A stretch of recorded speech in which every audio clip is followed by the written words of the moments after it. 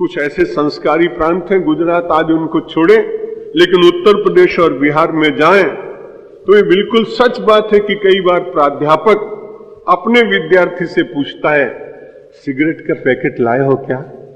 मैं अपना भूल आया। वो कहता है, सर मैं तो 2 लाया हूं, मेरे पास सीजर भी है, पासिंग शो भी, कौन सी लेंगे आप? और जब प्राध्यापक अपने विद्यार्थी से मांगकर स्मोकिंग करने लगे तो आप बताइए इस देश का भविष्य क्या हो? इसलिए उन लोगों का बहुत ध्यान रखने की आवश्यकता है जो प्रारंभिक रूप से वृक्षों को सीधा रखने का प्रयत्न करते हैं।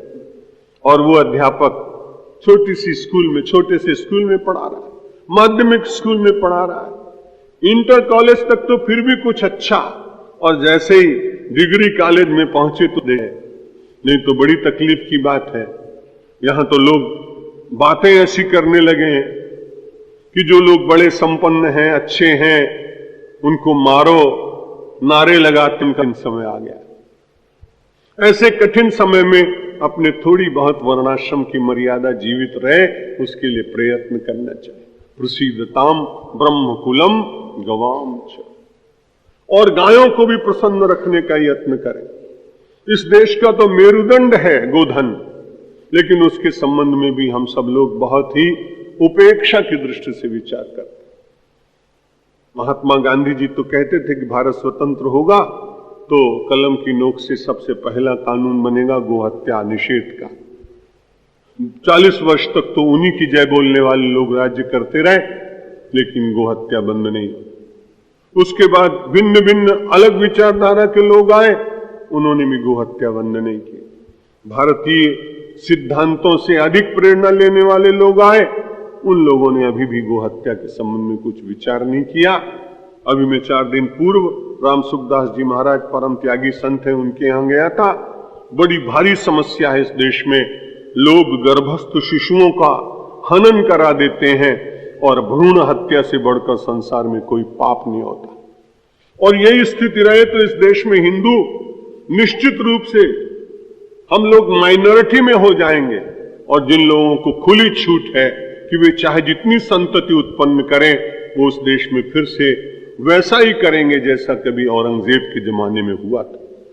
ये विभीषिकाएं देश के सामने। आप अध्यात्म का चिंतन करते समय इन बातों को भी कभी कभी जरूर विचार करिए।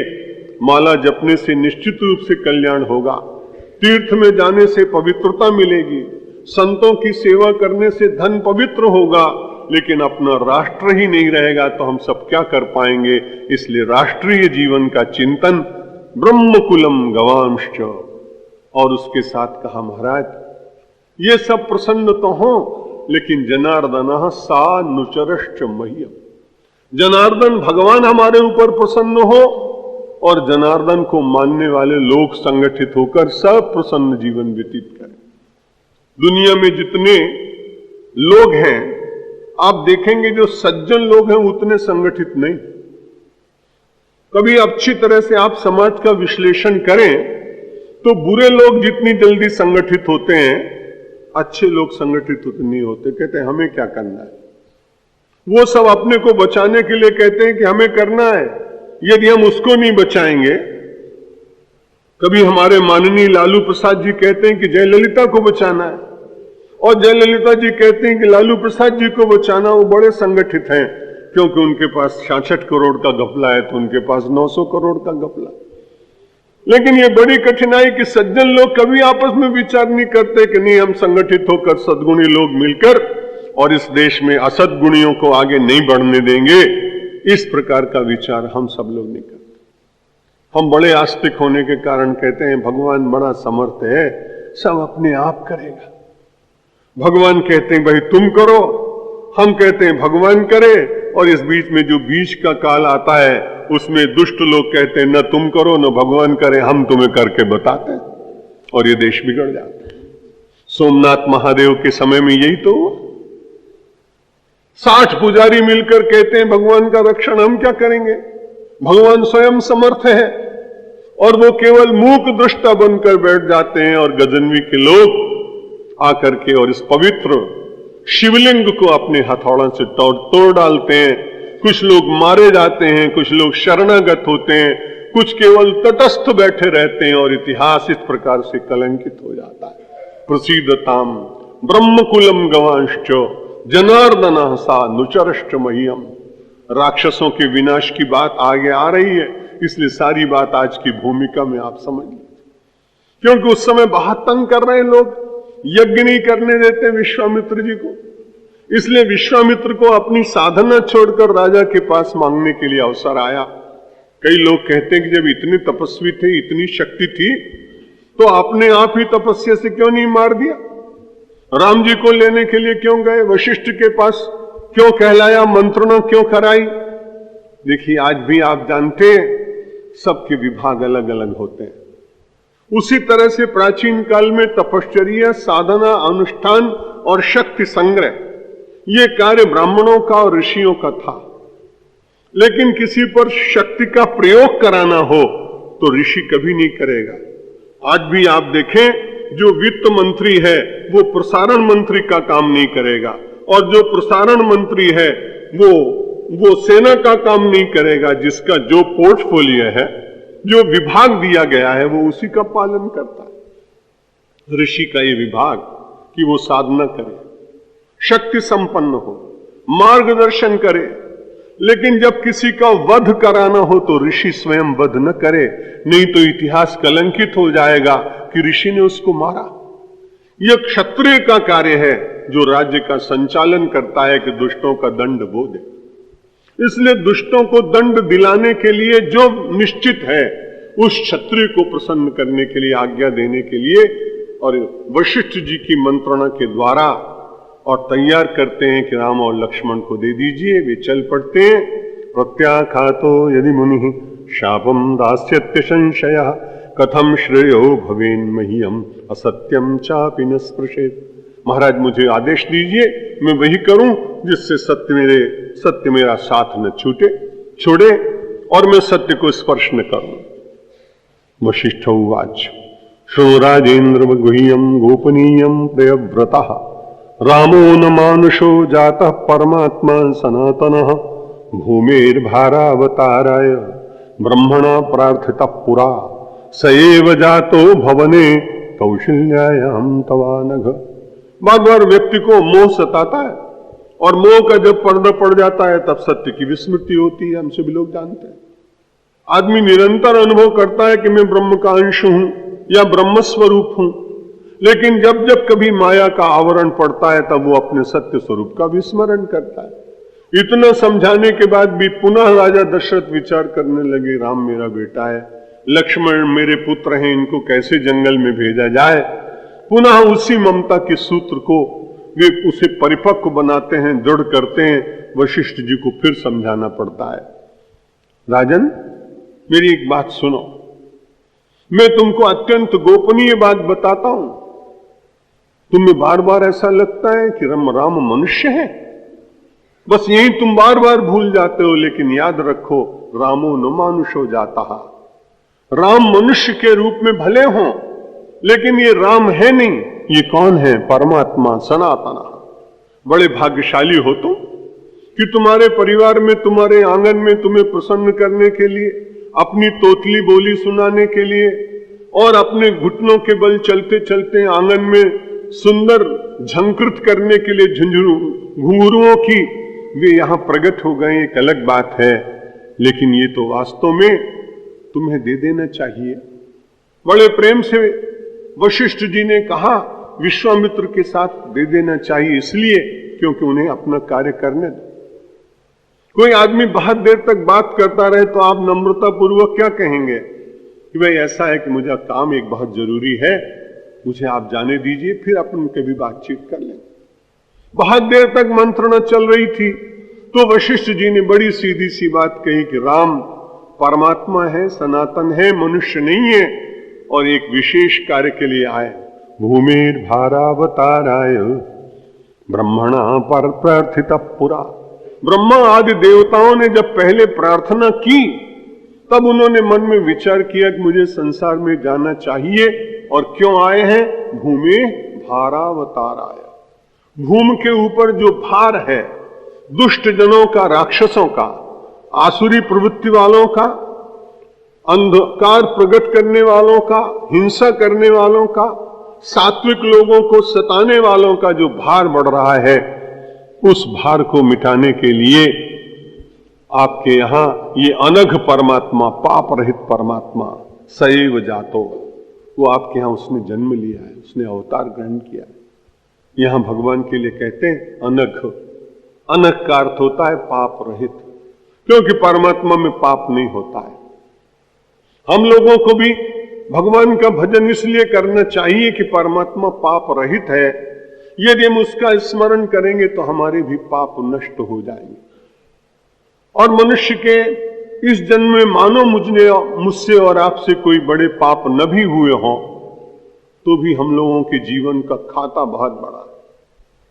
84 लाख योनियों की कितनी बातें होंगी जो हमें याद नहीं, उनमें कहीं न कहीं जो हमसे भूल हुई हो, उन भूल के परिमार्जन करने के लिए भगवान का स्मरण करते रहना चाहिए। स्मरण दिलाते हैं कि तुम पहले राजा दशरथ कौन थे, विचार तो करो। तुम पहले कश्यप थे। तुम तो प्रजापति पूर्वम कश्यपो ब्रह्मण सुता कौशल्याचा आदितिर माता पूर्वम यशस्विनी भवन्तौ तप उग्रम वै ते पाथे बहुत वत्सरम। इतिहास बता रहे हैं कि देखो तुम्हें क्यों भेज देना चाहिए राम और लक्ष्मण को, क्योंकि वास्तव में तुमने ही तो पहले बहुत तपस्या की। पहले कश्यप और अदिति के रूप में तुमने बड़ी साधना की, और साधना करने के बाद इतनी साधना की, 1-2 वर्ष नहीं, बहुवत्सरम, बहुत वर्षों तक तुम दोनों ने तपश्चर्या करते रहे। और तपश्चर्या करने का एक स्वरूप बताया अग्रिम श्लोक में। ये शब्द बिल्कुल नया शब्द मैंने तो पढ़ा आज। अग्राम्य विषय विष्णु पूजा ध्यानैक तत्परो।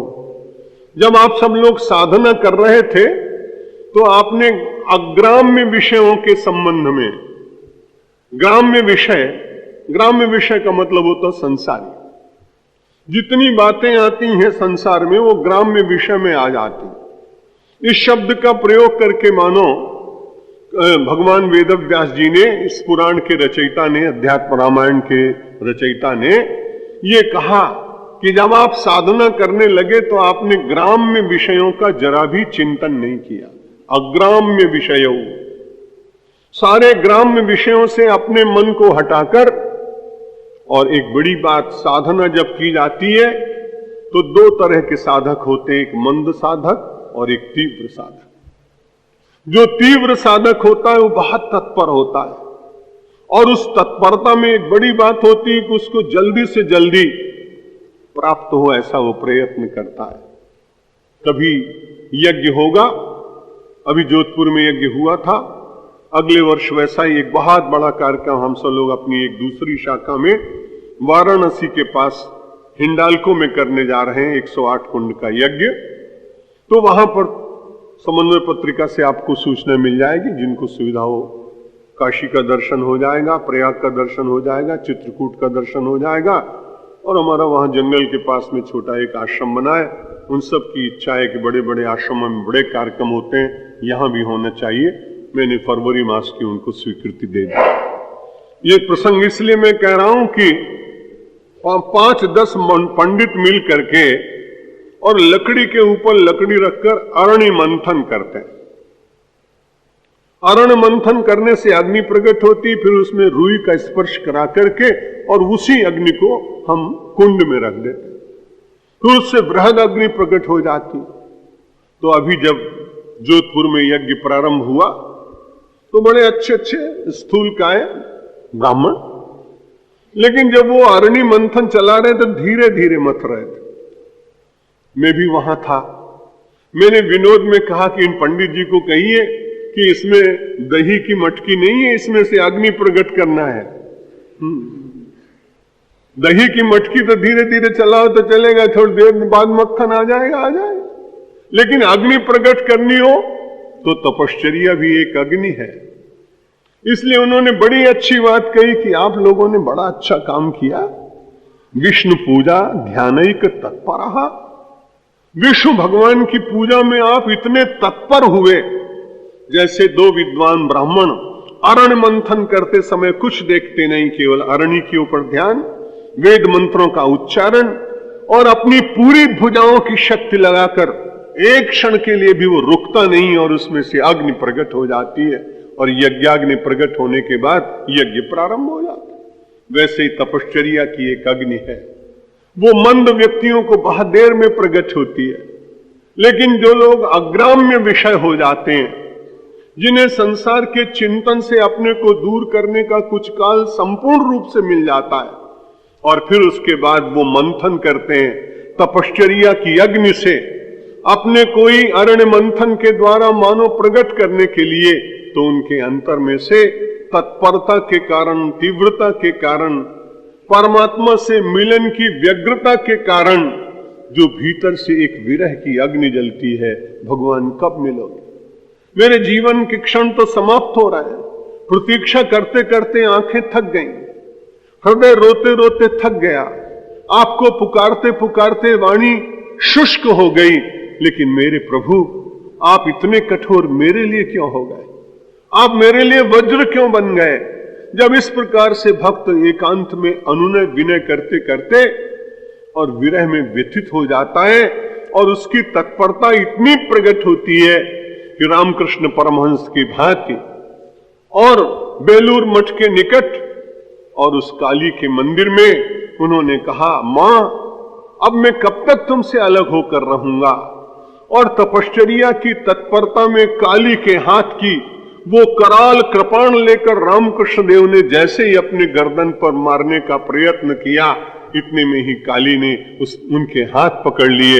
उन्होंने कहा, तुम्हारी साधना का क्षण पूर्व हुआ और मेरी कृपा की क्षण प्रकट हो गए, अब तुम चिंता मत करो, भगवान मेरी नैया उस पार लगा देना, अब तक तो निभाया है आगे भी निभा देना, दल बल के साथ माया घेरे जो मुझे आकर, तो देखते न रहना, झट आके बचा लेना, भगवान मेरी नैया उस पार लगा देना।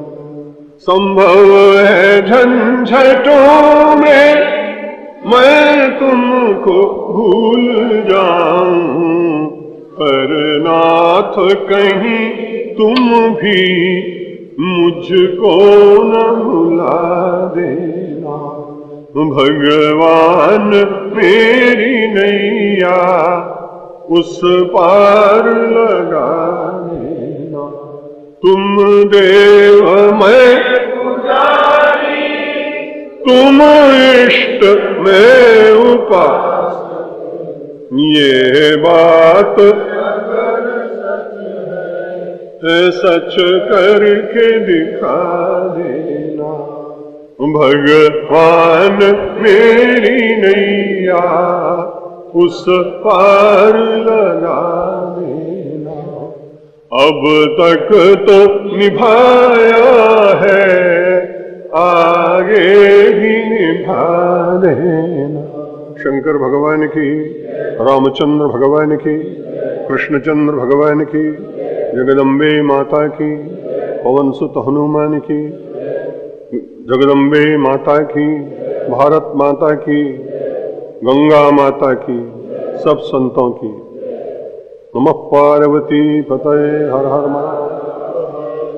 धर्म की अधर्म का, प्राणियों में विश्व का, हर हर महादेव।